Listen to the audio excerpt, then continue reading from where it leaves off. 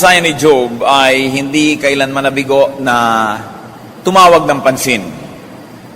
The story of Job never fails to touch people's hearts. And though an extreme example, the story of Job is also your story. It is my story. It's a story of us all. Ang ating pong pag-aaral ngayon, pinamagatan na Job, Pain and Comfort Revisited. Pagbabalik gunita, pag-alaala sa hirap at sa ginhawa sa pamamagitan ng kasaysayan nitong si Job. Salamat o Diyos sapagkat kami maaring matuto mula sa kasaysayan ng mga anak mong nauna na sa amin sa landas ng buhay. Ituro mo sa amin, Panginoon, ang kanilang mga lakas na magiging lakas din namin at ituro mo yung mga kahinaan na pwede naming iwasan upang kami naman ay maiwas sa mga naranasan nilang mapapait na bagay. Patawarin mo po kami sa aming mga kasalanan. Linisin niyo po kami, Lord. Restore us, empower us to understand your word. And may we receive blessings from you today. Be our speaker, Father. Move in our midst. Heal our infirmities. Strengthen us. Glorify yourself. Bless us. In the name of Jesus our Lord, our teacher, we pray. Pain and Comfort Revisited. Wala na yatang hihigit pa sa mga kasaklapan na dinanas ng tao na si Job. At ito pong kasaysayan niya ay binabalik-balikan at hindi nauubusan ng naituturo sa ating lahat. Job 1, 1-3. In the land of Uz, there lived a man whose name was Job. This man was blameless and upright. He feared God and shunned evil. He had 7 sons and 3 daughters, and he owned 7,000 sheep, 3,000 camels, 500 yoke of oxen, and 500 donkeys, and had a large number of servants. He was the greatest man among all the people of the East. Isang napaka-prominenteng tao itong si Job. Merong 10 anak, 7 lalaki, 3 babae. Talagang nakakasigurado siya na hindi magbubura ang kanyang pangalan sa balat ng lupa. Napakarami niya mga ari-arian, mga alagang hayop, at mga katulong. So, pwede natin masabi, kung si Job ay kinakausap ang sarili, pwede niyang sabing, I who have everything. Bakit nga ba ganun kuminsan sa buhay? Parang may tao who has everything. Job had God. He had faith in God. He had favor with God. And he had righteousness. Yun palang sapat na para masabi mo that you have everything. Job 1, 4-5. His sons used to take turns holding feasts in their homes, and they would invite their 3 sisters to eat and drink with them. When a period of feasting had run its course, Job would send and have them purified. Early in the morning, he would sacrifice a burnt offering for each of them, thinking, perhaps my children have sinned and cursed God in their hearts. This was Job's regular custom. So, nandun ang righteousness sa buhay niya. Pag nagpepiyesta ang kanyang mga anak, ay naglalagay agad siya ng isang offering, alang-alang sa mga yon na baka sakaling nalingat at nalibang ay nagkasala sa Diyos. So, Job, who had everything, had God, had children, and of course, he had a wife, though up to this point is not named. And he had great wealth, as we already know. Therefore, he had a very good name. He was called the greatest man in all of the East. He had prestige. Obviously, because there's no mention of any illness, he had good health. A man who was at the top of the world.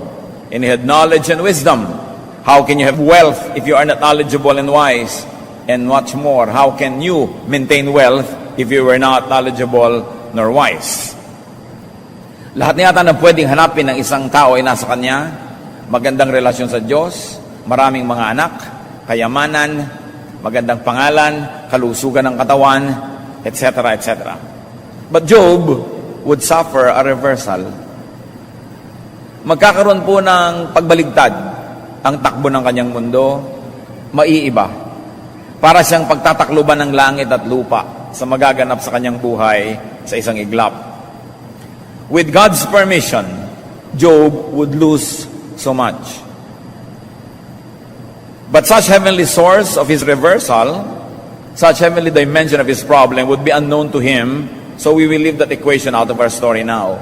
Hindi naman all-knowing si Job, hindi niya alam ang nangyayari sa langit na pinayagan pala ng Diyos na dumating sa kanya ang mapakabigat na pagsubok. At si Satanas ang magiging kasangkapan upang siya ay dumanas ng malaki at matinding hirap. Job 1, 13-15. One day when Job's sons and daughters were feasting and drinking wine at the oldest brother's house, a messenger came to Job and said, "The oxen were plowing, and the donkeys were grazing nearby, and the Sabaeans attacked and carried them off. They put the servants to the sword, and I am the only one who has escaped to tell you." So isang araw na nagkakaroon ng kasiyahan ng kanyang mga anak, masaklap na balita ang dumating. Job lost 500 yoke of oxen, 500 pares ng kanyang mga alagang hayop, 500 mga buriko or donkeys, and many servants who were taking care of the animals were lost. Sinalakay sila ng mga matatawag natin ngayong mga tulisan, pinaslang ang mga katulong, tinangay ang mga hayop na alaga.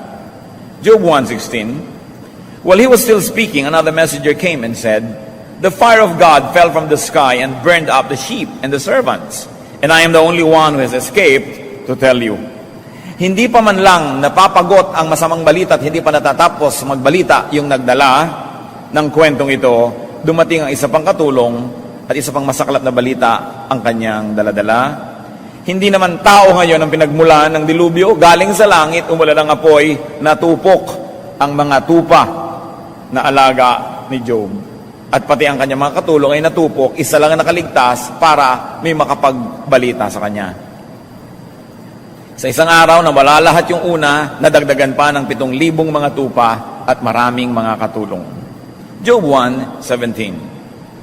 While he was still speaking, another messenger came and said, "The Chaldeans formed 3 raiding parties and swept down on your camels and carried them off.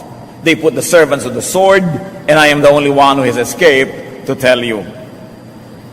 Comfort na sana na may natitira pa siyang mga kamelyo dahil may 300 pa siya, pero sinulakay na naman sila ng ibang uri ng mga tao, inagaw ang mga hayop, pinatay ang kanyang mga katulong, at isa lang ang nabuhay para dalhin ang balita sa kanya. Sa isang araw, Job who had everything could say, "Job, I who have nothing." There was a reversal, a very sudden, difficult, and very, very tragic reversal. All in a day, Job lost all his material wealth. Kung may natira man sa kanya, konting-konti na lang, pero ang talagang pinaggagalingan ng kanyang kabuhayan at kayamanan ay nalipol. Job 1:18-19, akala natin ay tapos na ang kanyang hirap sa araw na yon. While he was still speaking, yet another messenger came and said, "Your sons and daughters were feasting and drinking wine at the oldest brother's house, when suddenly a mighty wind swept in from the desert and struck the 4 corners of the house. It collapsed on them, and they are dead, and I am the only one who has escaped to tell you." Parang saving the worst for last. Habang nagpipiging ang kanyang mga anak, ay nagkaroon ng isang napaka-lakas na hangin na umihip galing sa disyerto. Tinamaan ang bahay at ang mga poste nito, nagiba ang bahay at naguhuan ang kanyang mga anak, 10 mga anak, nangamatay lahat sabay-sabay. All in a day, Job lost all his wealth and now all his children. Anong gagawin ng isang tao sa ganitong kalagayan? Job 1:20-22. At this, Job got up and tore his robe and shaved his head. Then he fell to the ground in worship and said, "Naked I came from my mother's womb, and naked I will depart. The Lord gave, and the Lord has taken away. May the name of the Lord be praised." In all this, Job did not sin by charging God with wrongdoing. Katulad ng kaugalian ng kanilang panahon, sa pagluluksa ay kanyang pinilas, pinunit-punit niya ang kanyang suot na damit, at inahit niya ang kanyang buhok at siya'y nagpakalbo bilang tanda ng kanyang pagluluksa. At pagkatapos ay nagpatira pa siya sa lupa at sumamba sa Diyos. Sabi niya, "Hubad naman akong nanggaling sa sinapupunan ng aking ina, hubad akong dumating sa mundong ibabaw, hubad din akong aalis dito. Nagbigay ang Diyos, bumawi ang Diyos, purihin nawa ang kanyang pangalan." At sinabi sa Biblia, hindi siya nagkasala sa pamamagitan ng pag-iisip ng masama laban sa Diyos. So, Job who had everything became Job who had nothing, but pwede naman pala siya maging Job, "I who have something left." May natira naman. Job still had God. Job still had faith and submission to God's will. Job still had worship. He still had righteousness. At yun lang ay sapat na para ang isang tao ay mabuhay at mabuhay na muli. Nawala ang lahat, subalit hindi nawala ang Diyos sa kanyang buhay. Hindi rin nawala ang kanyang pananalig. At siya'y sumamba pa. Hindi sapat na malungkot ka, hindi ka nasasamba, wala ka sa mood, hindi ka nasasamba. Lalo siyang sumamba. At pinarangalan pa niya ang pangalan ng Diyos. Tinanggap niya na bawian man siya hindi bale, nakahiram naman siya. Wala naman siyang dala sa mundo, so anong isasama ng loob niya na mawala uli siya ng bitbit kung sakali mang sa kamatayan ay mahirap siya at walang-wala, ipinanganak naman siyang wala rin namang dala. Yan ang napakagandang katangian ni Job na naging lakas ng kanyang kahinaan, naging liwanag ng kadiliman ng kanyang buhay. Pero hindi pa sapat yon. Job 2:7. Satan afflicted Job with painful sores from the sole of his feet to the top of his head. Nagkaroon siya ng mga bukol, mga galis, nagkaroon siya ng mga kung ano-anong sakit sa balat, na masakit na, mahapdi, ay ubod pa ng kati. At ang mga sugat na ito, pag nagnanaknak, pag kumakatas, ay gustong-gustong dapuan ng langaw, sapagkat ang mga langaw ay nangingitlog sa anumang bahagi ng taong mainit at basa. Kaya ang mga Arabo ay mga nakabelo dahil nangingitlog ang langaw sa kanilang mata. Isang dapo makakapangitlog. Sa katunayan, maraming mga Arabo na may mga uod na nakatira sa loob ng mata nila sapagkat doon nag-itlog ang mga insekto. Dahil sa kakulangan ng moisture, pati ikaw, iitlogan ka ng mga sari-saring hayop. Ito ang naranasan niya. Pagkasakit-sakit, pagkakating-kating mga sakit sa balat, mula sa kanyang anit sa tuktok ng ulo hanggang sa talampakan. Job 2:8-10. Then Job took a piece of broken pottery and scraped himself with it as he sat among the ashes. His wife said to him, "Are you still holding on to your integrity? Curse God and die." He replied, "You are talking like a foolish woman. Shall we accept good from God and not trouble?" In all this, Job did not sin in what he said. Ano ang naging tugon ni Job sa kanyang napakakating kalagayan? Umupo siya sa tumpok ng mga abo kung saan nagsisiga ang mga tao at may mga naiiwan ng mga abo.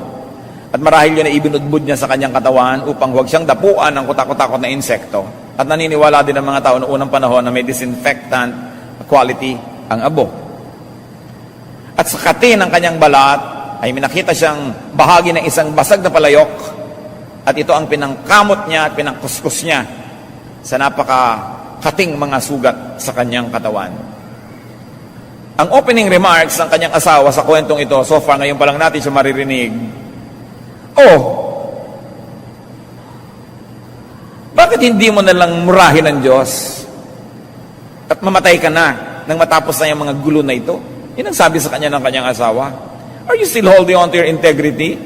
Meron ka pa rin bang worship? Meron ka pa rin dignity? Meron ka pa rin class? Ang ganyan na nangyari sa ating buhay? Praise God ka pa ng praise God?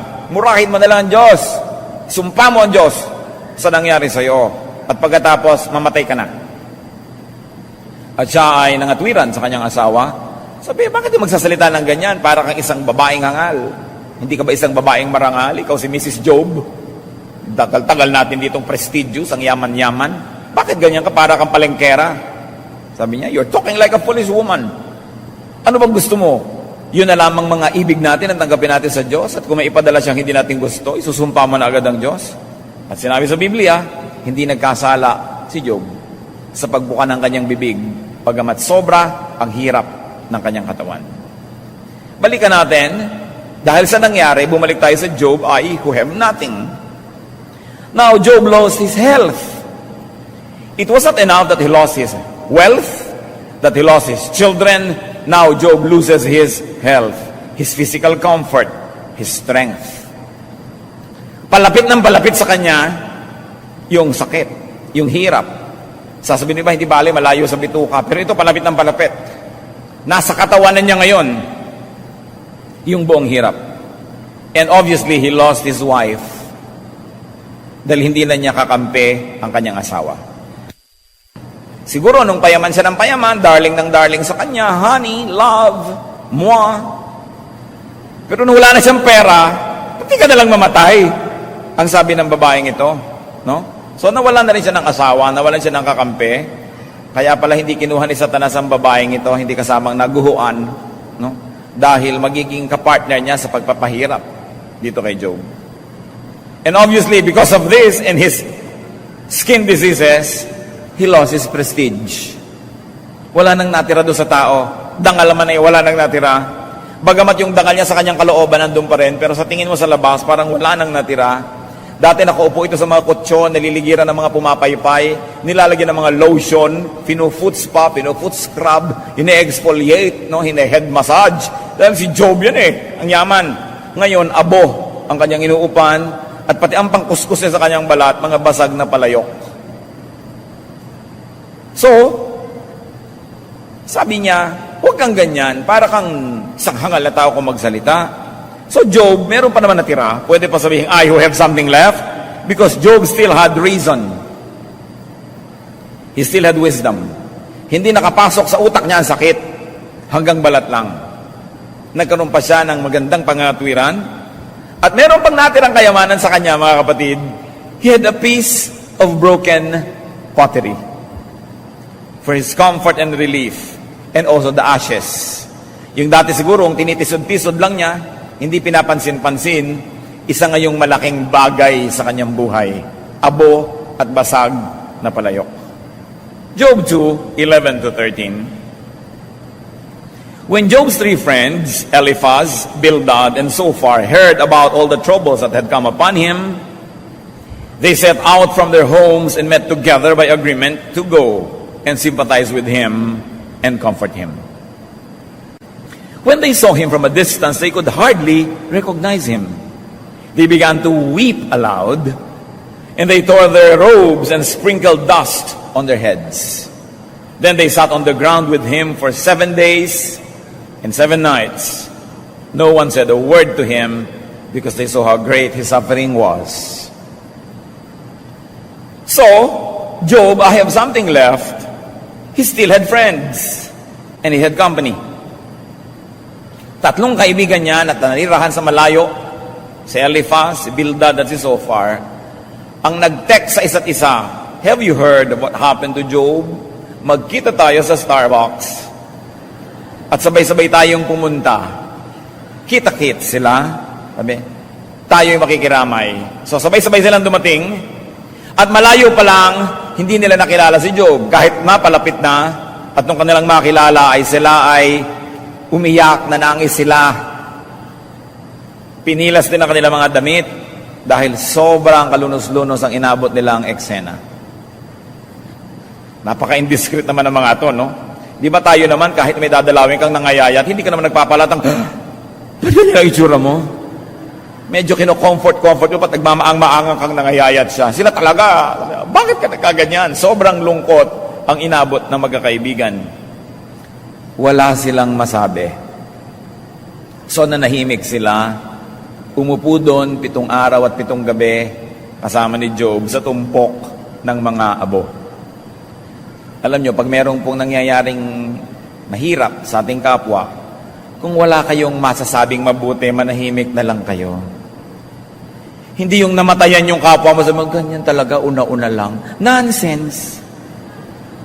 Hindi naman nakaka-comfort yan. Titingnan mo yung patay, para lang siyang natutulog. Nakabarong Tagalog, tulog. Yung wala ka lang masabi, gusto mo mag-comfort, yan ang tinatawag ng mga pakonsuelo de bobo. Mabuti pa, manahimik ka na lang, tulad ng ginawa nila. Enough na yung presence mo as your speech. Nanahimik sila 7 araw. Job 3:1, after this, Job opened his mouth and cursed the day of his birth. Yung nagkaroon ng hirap sa buhay, ang binigyan nila ng pribilehiyong unang magsalita. So he was going to set the trend, he was going to set the tone for their discussion. Binigyan nila yung privilege na yon kay Job. Hindi yung, ano nangyari sa'yo? Ba't ka nagkaganyan? Nanahimik lang sila, hinayaan nila magsalita yung pasyente. At sa pagbukas ng bibig ni Job, sinumpa niya ang araw na siya isinilang. Hindi niya sinumpa ang Diyos, ha? Sinumpa niya yung araw na sinilang siya.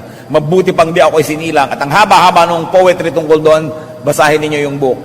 Pero gano'n lang ibig sabihin. So niya, mabuti pa hindi na ako ipinanganak kung ganito rin palang aabutin ko sa buhay.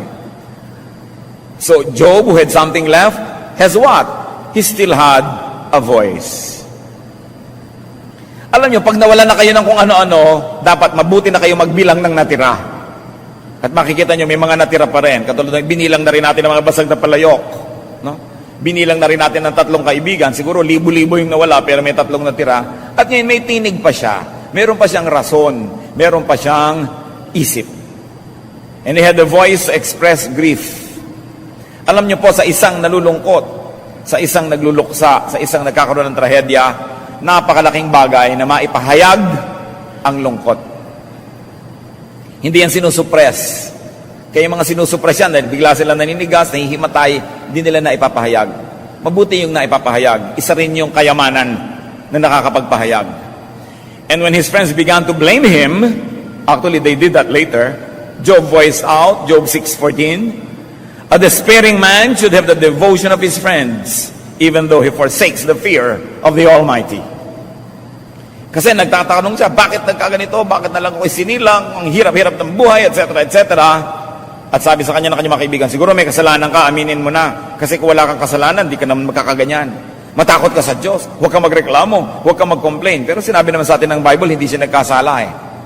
Nagre-reklamo siya dahil yun naman talaga nararamdaman niya. Pero hindi naman siya nagalit sa Diyos mismo. Nagalit siya sa sitwasyon niya, ba't ganito ang buhay ko? Kaya ang sabi ng kanyang mga kaibigan, siguro, matakot ka sa Diyos. At ang sagot niya sa Job 6:14, ang tao na desperado, ang taong nalulungkot, kailangan suportahan ng mga kaibigan niya. Kahit pa nga, tumalikod siya sa kanyang banal na takot sa Diyos. Ang ibig niya sabihin, sa mali at tama ako, nagkaganito ako, kampihan niyo naman ako. Suportahan niyo ako sa mali at tama. Sabi, gano'n ang kaibigan.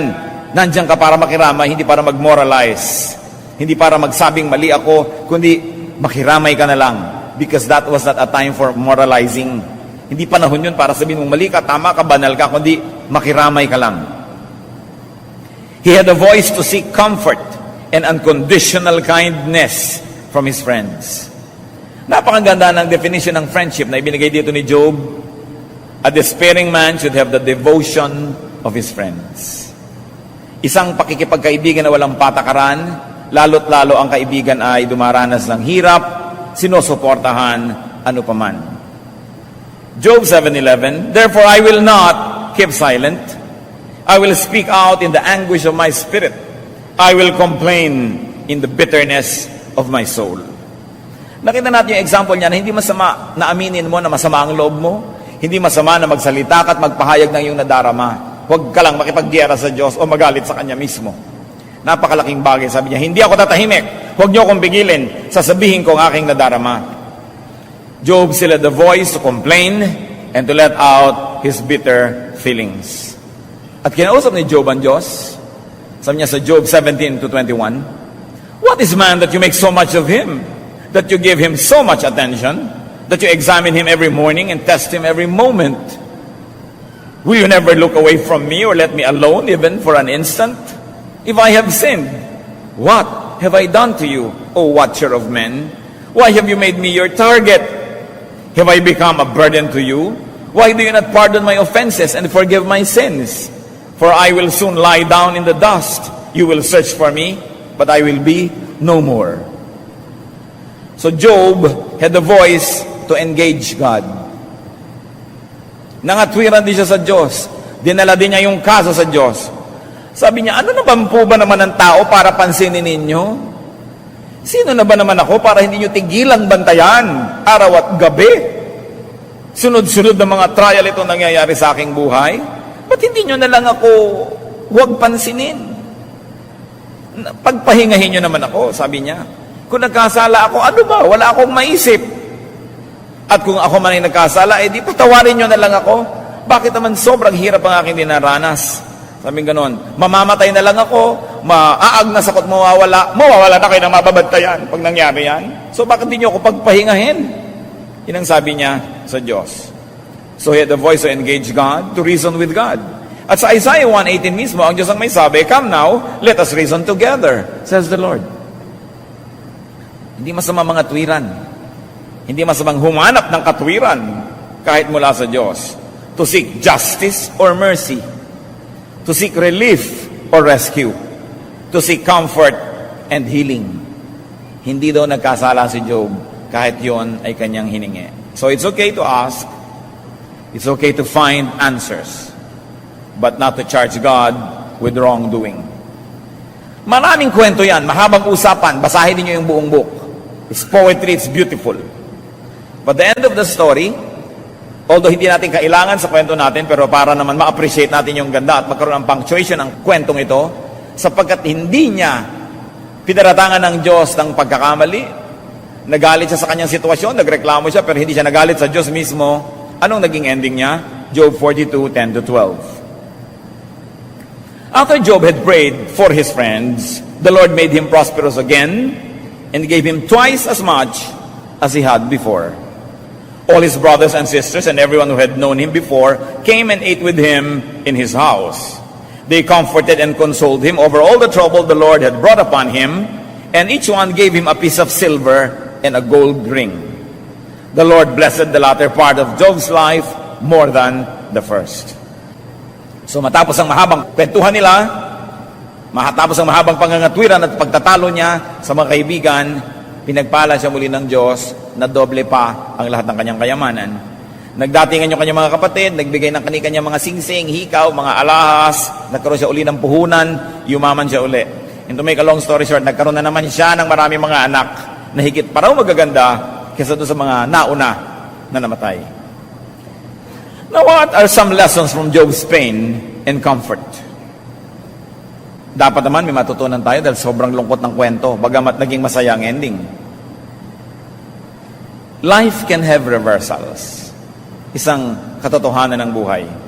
Maaring biglang mabago ang lahat. Maaring sa gitna ng tanghaling tapat ay dumilim at magkaroon ng bagyo sa buhay ng tao. Ang kayamanan ay maaring maging kahirapan. Ang kalusugan ay maaring maging karamdaman. Ang buhay ay maaring maging kamatayan. Yung pagiging sikat ay maaring pagiging lubog. Life can have reversals. Often, suddenly. Ang reversals, kumisan ay bigla-biglang nangyayari, hindi halos mapaghandaan. So ano ang isang leksyon ng buhay sa ganyan? Enjoy the good times. When the times are good, enjoy. Because you are not sure, a reversal might suddenly happen. Another lesson is to be ready and accept the not so good times. Yung mga hindi nagkakasakit ng malubha, yung mga hindi nalalagay sa sobrang panganib, yung mga hindi sobrang naghihirap, kumisan, ang tingin nila sa araw-araw pareho lang boring. Pero yung mga nakakaranas ng sobrang pagkakasakit, pag gumagaling-galing at nakakakain uli, isang gloria ang kumain ng pagkain. Isang kaligayahan ng manungaw at tumingin sa araw na sumisikat. People who almost died in their experiences never fail to appreciate every day the little things. Yung mga sobrang naghihirap, ang nagiging appreciate na sa konting ginhawa, napakalaki. Kaya kung minsan yung mga galing sa hirap na guminhawa, enjoy na enjoy sa kanilang ginhawa. Pero yung mga anak nila na lumaki na sa ginhawa, reklamo ang alam sa buhay, hindi marunong magpasalamat kasi hindi nakaranas ang hirap. Yung mga nakulong, enjoy na sila ilaya. So si Job, sa hirap na dinanas niya, siguradong lalo niyang na-appreciate yung pagbangon niyang muli. Pag kayo'y walang sakit, ang mga mahal niyo sa buhay ay walang malubhang sakit, yun pa lang ipagpasalamat niyo na. Meron kayong ganang kumain, kahit hindi niyo nakakain lahat ng putaheng gusto niyo, ipagpasalamat niyo na.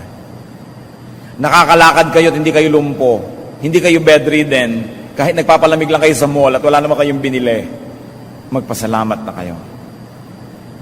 Yung nakakakita ka lang, na kahit ano pa yung nakikita mo, kahit hindi maganda ang view sa bintana ninyo dahil pusali ng kapitbahay ang nakikita mo, yung nakakakita ka, pasalamat ka na, magtanong ka sa bulag. Yung hindi maganda ang boses mo, pagka kumakanta ka, ay talagang kumakalog ang lahat ng mga baso sa bahay nyo.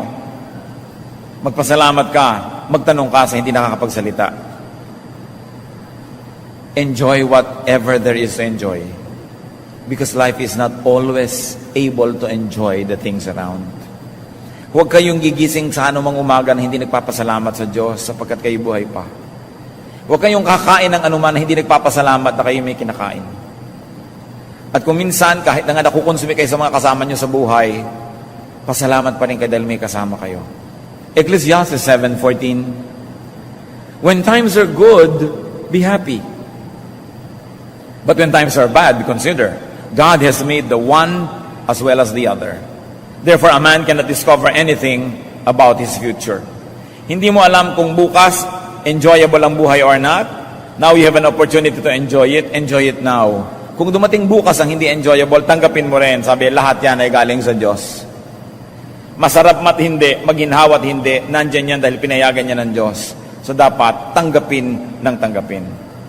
Ang importante, kung ikay naghihirap, huwag kang magsisi na may mga panahon na dapat sana ay nagsaya ka naman pero pinili mo pa rin maghirap. Meron kayong party, nagkikilljoy ka, ayaw mo makisali. May kainan, ayaw mong kumain. Ngayon, pagka nagtagutom, sising-sisi ka, bakit ba hindi pa ako nakakain ng pagkain? So dapat, kung meron panahon ng kasiyahan, huwag mo nang papalakihin ang mga problema, sama ng loob at inis. Makisaya ka. Kasi hindi mo alam kung kailan uli yun o kung darating pa ba uli sa iyong buhay. Sabi ni Solomon, when times are good, be happy. When times are not good, accept it also. Lahat yan galing sa Diyos. Tulad ng sabi ni Job sa kanyang asawa, you talk like a foolish woman. Gusto mo piliin mo lamang ang tinatanggap mo mula sa Diyos? Kung ano ipadala niya, tanggapin natin. At mga kapatid, kung na-reverse ang situation ni Job from wealth to poverty, tatandaan nyo, a bad situation can also be reversed. Hindi lang naman yung good ang magiging bad eh. Yung bad din pwede maging good. Kasi lahat pwedeng mapalitan. Sabi nga nila, pag umikot ang gulong ng buhay, maaaring mapalitan ang lahat. So kung ikaw ngayon good, pasalamat ka. Pag dumating yung bad, pasalamat kang nakaranas ka na ng good ang buhay mo. Ngayon, kung bad ang buhay mo ngayon, umasa ka na mapapalitan yan. At ngayon, huwag mong inisin ng Diyos. Huwag kang makipagkagalit sa Kanya, huwag kang magkasala para ma-reverse din ang iyong situation. What is important here is to always hope. Siguro naman wala nang darana sa atin ang higit pa doon kay Job, pero hindi siya nawalan ng pag-asa. Psalm 42 verse 5, why are you downcast, O my soul? Why so disturbed within me? Put your hope in God, for I will yet praise Him, my Savior and my God. So kinakausap ang sarili. So, ikaw, kaluluwa ko, spirito ko, mukha ko, bakit ganyan samba ko lang mukha mo? Bakit ka naninimangot? Bakit ka naglulungkot-lungkot dyan? Sabi ko, umasa ka sa Diyos. Pupurihin ko pa ang Diyos kahit anong nangyayari. Dahil kung may masama nang nangyayari sa inyo, alangan naman sundin nyo yung payo ni Job na murahin niya ang Diyos, sumpain niya ang Diyos. Hindi lalong nagkagulo-gulo yan. Kaya mas magulo na nga ang buhay, mas humanap ka na maipupuri. Pray. Worship. Hindi ni-neglect ni Job ang pag-worship niya kahit dilubyo ang dumadating sa kanyang buhay. Do what can be done. Keep your faith. Reason out with God. Reason with your adversaries. And scrape yourself with your broken pottery. Find comfort in anything that becomes available to you. Other lessons from the pain and suffering of Job is that many things like wealth, health, and people can be lost. But pain and suffering can be met with and can be overcome by continuing faith and hope in God. Kayamanan, kalusugan, kapwa-tao sa ating paligid, lahat yan ay maaaring mawala. But, in spite of this, you can have the ministration of friends. Salamat naman, dumating kay Job si Eliphaz, si Bildad, si Zophar, at nakiramay sa kanya. What is important is to hold on to God, especially in hard times. Of course, mentioning the three friends of Job, it's important in life to make and to keep friends. Yung kaibigan nyo na, huwag na kayo makikipag-away pa, naging kaibigan nyo na nga eh. Sayang naman kung ang magiging ending, kaaway nyo pa. Nag-invest na kayo ng panahon, ng pag-ibig, ng pakikitungo, pakikisama, tapos makakaaway nyo lang, sayang. Make and keep friends. Proverbs 18:24, there is a friend who sticks closer than a brother. Yung mga kaibigan daw na nadadaig pang mga sarili nating kapatid sa laman sa pag-ibig sa atin. So ang tao dapat, you are making friends, cultivating friendships. But of course, the best way to make friends is to be a friend yourself. Proverbs 27:10, better a neighbor nearby than a brother far away. Kung ikaw din nangangailangan ng tulong, mas mabuti pa ang isang kapitbahay na malapit kaysa kapatid mo nga pero ang layo naman. Lalo ngayon tayo, napakarami mga overseas Filipino workers. Ang dami mo ngang anak, wala namang lahat. Ang dami mo ngang kapatid, wala namang lahat. So mabuti may mga kaibigan. At mabuting nakikipagkaibigan sa kapitbahay. Only foolish people quarrel with their neighbors because your neighbors will torture you. Kailangan nakikipagkaibigan sa kapitbahay kasi ang laki na influensya niyan sa quality of life mo araw-araw. So kung wise ka, makipagkaibigan ka, huwag ka makipag-away. Dahil kahit pa nga, mas mayamang ka dyan o mas malakas, kaya ka pa rin niya inisin. So, makipagkaibigan sa mga kapitbahay. And be a friend. Especially to a Job. May kilala ba kayo mga kapatid na dumaranas ng sobrang hirap? Magpakabildad naman tayo or Eliphaz or Zophar. Makiramay. Tumulong. Proverbs 27:10, do not forsake your friend and the friend of your father. Isa yan na itinuturo ng karunungan ng Biblia. Huwag talikuran ng iyong kaibigan. Ibig sabihin yan, in times of need. At pati kaibigan ng iyong magulang ay tulungan mo rin. Pagtanaw ng utang na loob, sapagkat kung yan ay nakipagkaibigan sa ating magulang, nakatulong sa ating magulang, kasama tayo dapat tumatanaw ng utang na loob na yon. Sabi ganoon, yung mga tumulong sa mga magulang natin, susuklian nyo yan. Kung wala na sila, yung mga anak nila, suklian niyo ng kabutihan. Kung alam nyo na yung magulang nila, gumawa ng mabuti sa magulang nyo. This is the godly way. Ang itinatanim naman natin, inaani rin natin. At Matthew 25:40, tungkol sa paggawa ng mabuti, maging sa maliliit na tao, the king will reply, I'll tell you the truth, whatever you did for one of the least of these brothers of mine, you did for me. Inaari daw ng Diyos na anumang ginagawa sa mga maliliit na tao ay parang sa Kanya ginagawa. Kaya kung nagiging mabuti tayo sa mga ganong tao, ay parang Diyos ang ginagawa natin ng mabuti at Siya ang nakalaan na gumanti ng kabutihan din.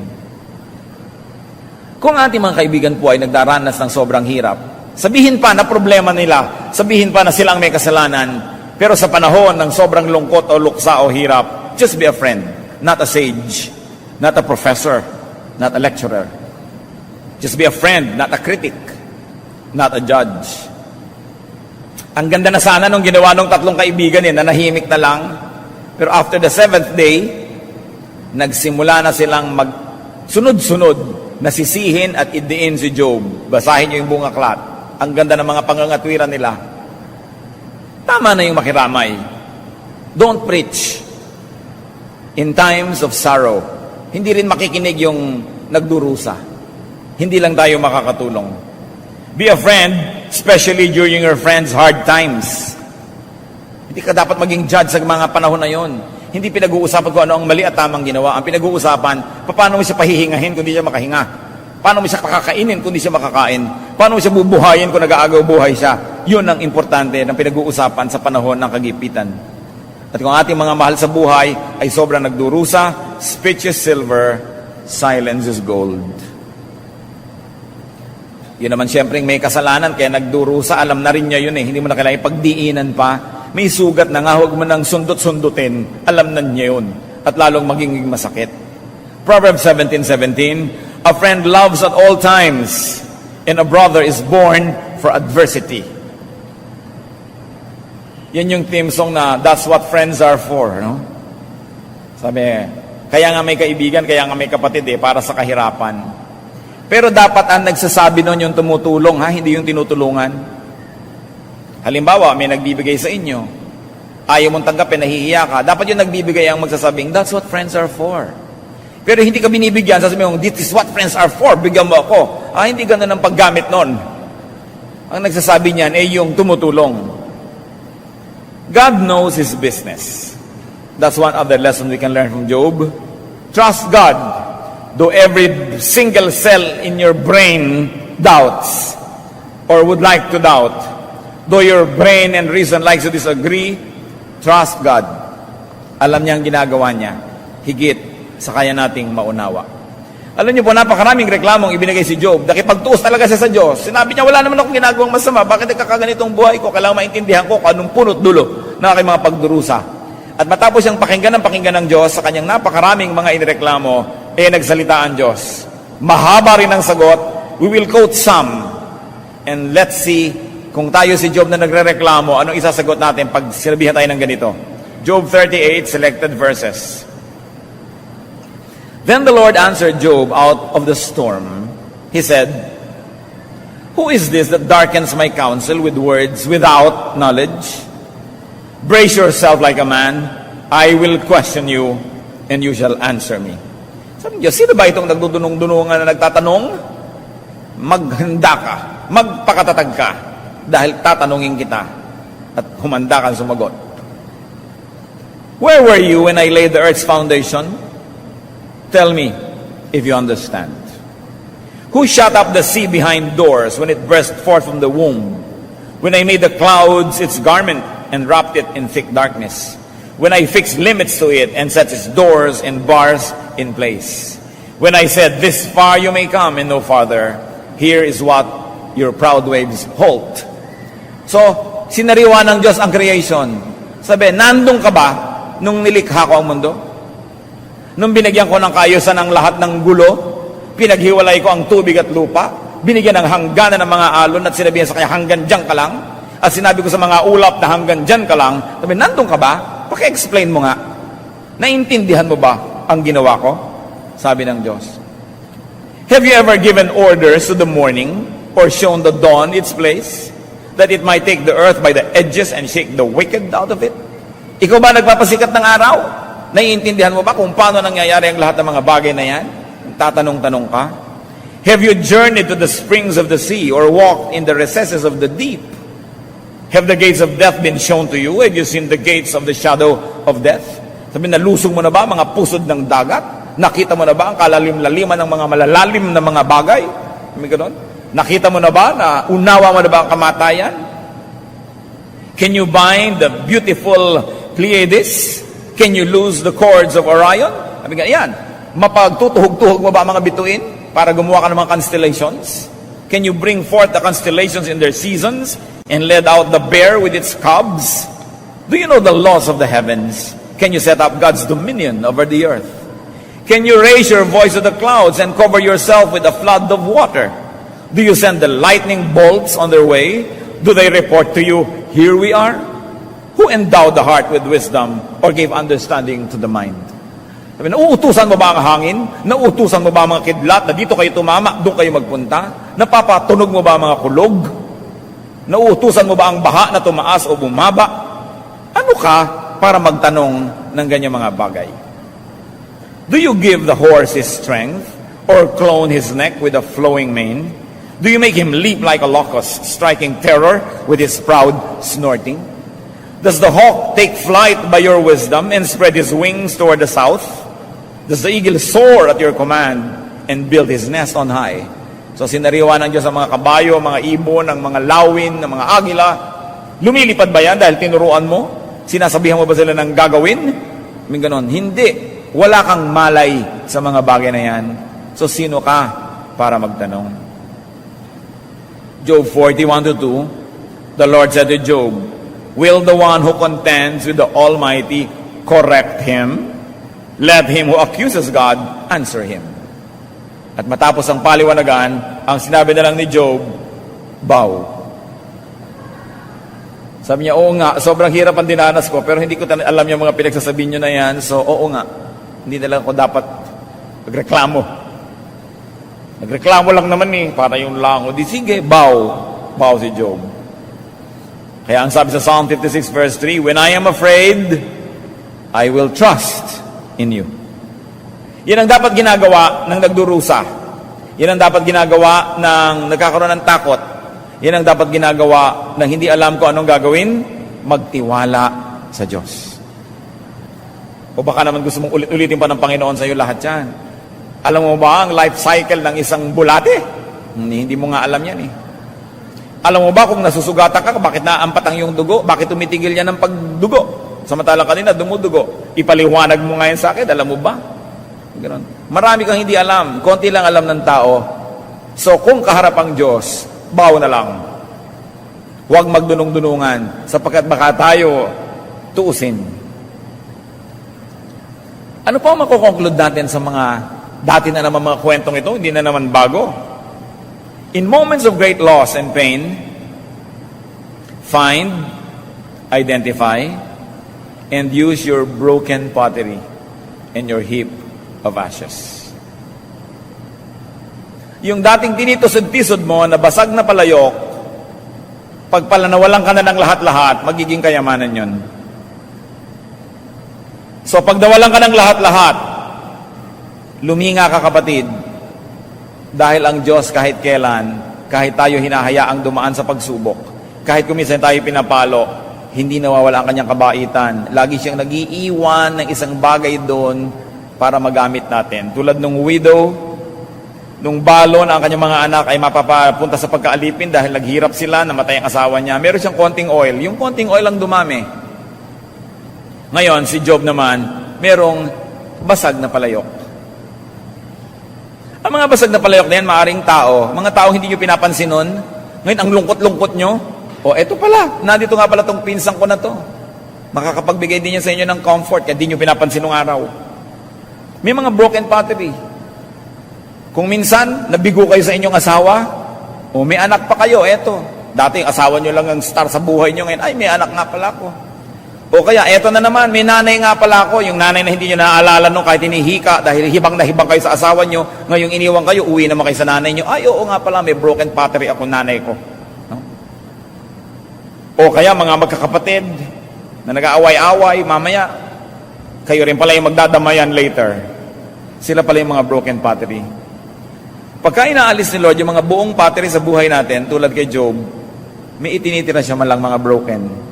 Hindi kayo masisiro sa Diyos kahit kailan, imulat nyo lang inyong mata at may ipangkakaskas kayo na inyong mga galis. May ipangkakamot tayo na ating mga sugat. Merong isang tumpok na abo na dati baliwala sa atin na magiging comfort pala natin yon. Uupo tayo doon para hindi tayo langawin.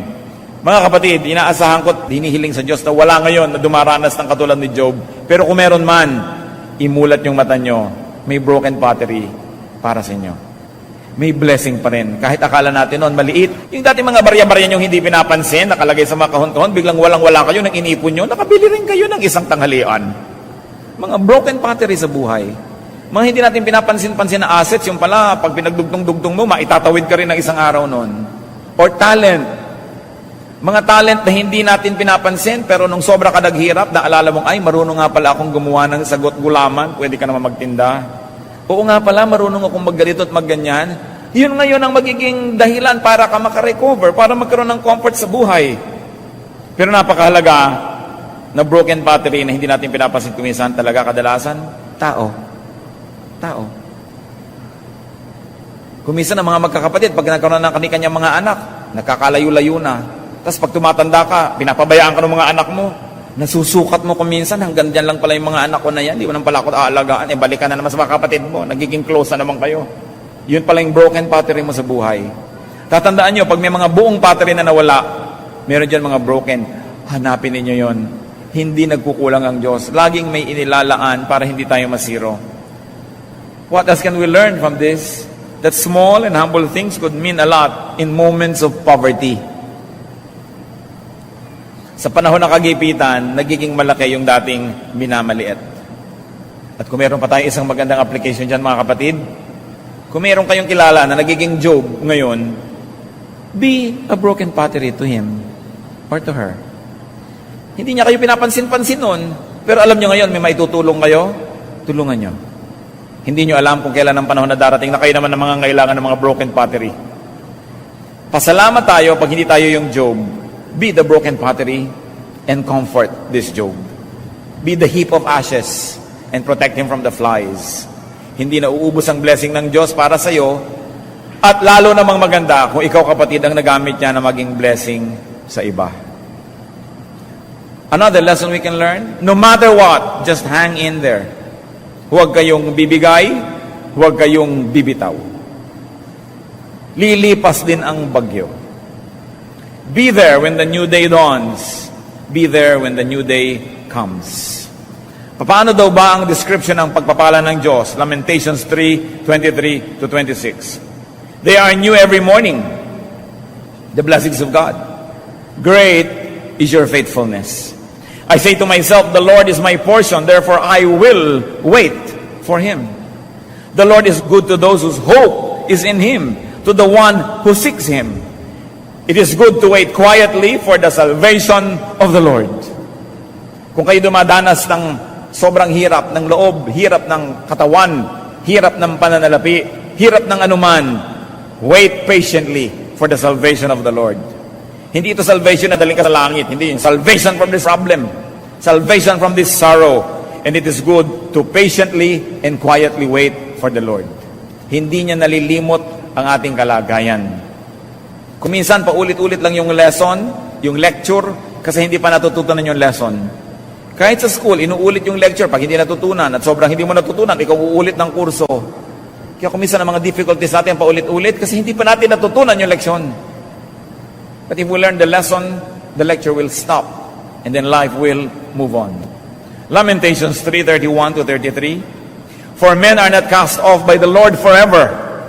Though He brings grief, He will show compassion. So great is His unfailing love. For He does not willingly bring affliction or grief to the children of men. Hindi daw kagustuhan ng Diyos. Pinapayagan man niya. Hindi niya kagustuhan na dumanas ng hirap ang mga anak niya. At kung pinapayagan man niyang dumanas ng hirap, hindi daw yun forever. Yun ay may hangganan. So kung dumaranas tayo ng mga hirap, hold on.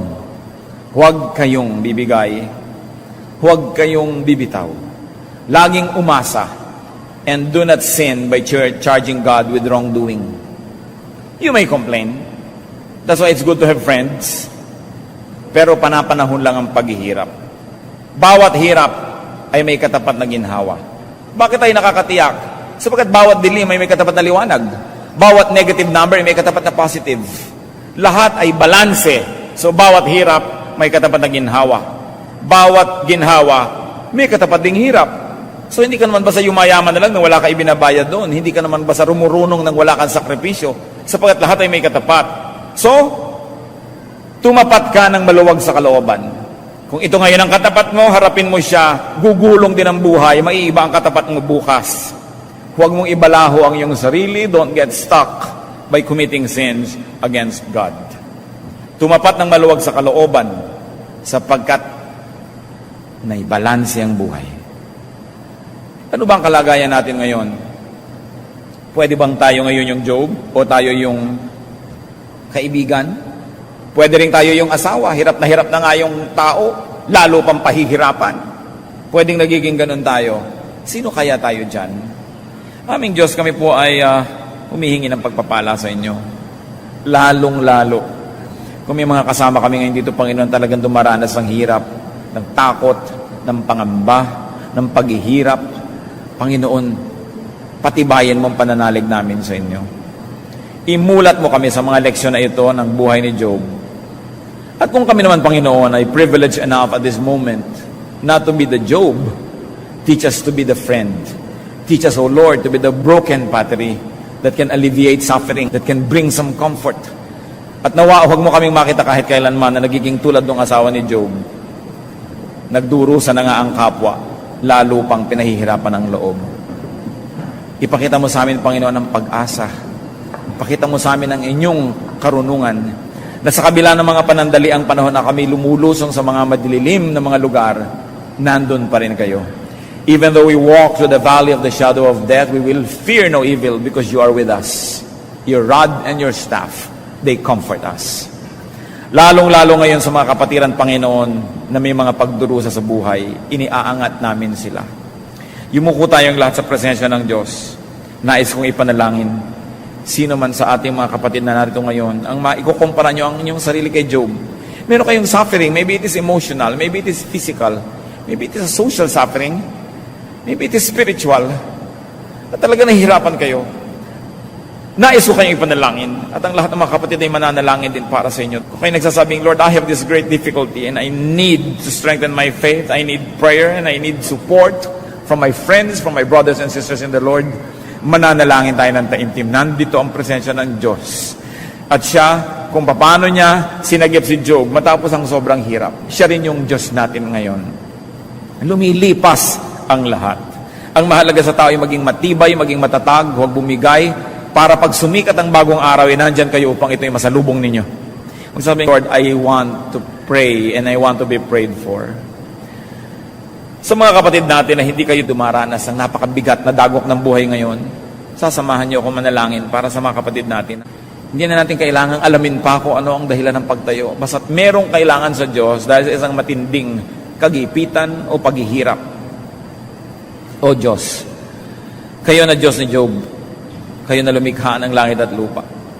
Kayong nagpatahimik sa Kanya nang sariwain niyo ang inyong kapangyarihan, ang kadakilaan, ang hiwaga ng inyong mga katangian. Kayo ang Diyos na nilalapitan namin ngayon at idinudulog namin sa iyo, mga kapatid, na anuman ang dahilan ng kanilang paghihirap, kanilang pagdurusa, ng kanilang mga kabigatan, o Diyos, una hinihiling namin, patibayin niyo po ang pananalig ng mga kapatid. Patibayin niyo ang dibdib, ang loob, ang puso, ang isip, upang ang lahat ng ito ay mapagtagumpayan ng hindi lumalayo ang loob sa inyo. Patibayin mo ang pananalig, Panginoon, ng higit pa kailanman na naranasan. Papaglinawin niyo ang isip. Bigyan niyo ng matalas na mata, Panginoon, para makita yung mga broken battery na makakatulong sa kanila. Bigyan niyo ng mainam na mga pangungusap at pangangatwiran at nang sa ganon, ang katotohanan ang magpalaya sa mga kapatid. At Panginoon, padalhan niyo ng mga kaibigan tulad nila Eliphaz, nila Zophar, nila Bildad, natutulong makikiramay. At Lord, ang dalangin namin, ilalayo mo at ililigtas sa tulad ng asawa ni Job na bad influence, turning a situation that's bad into worse. Nawa, Panginoon, ilalayo mo mga kapatid sa mga lalong magpapagulo ng isip, magpapahina ng loob, at magpapahina ng pananampalataya.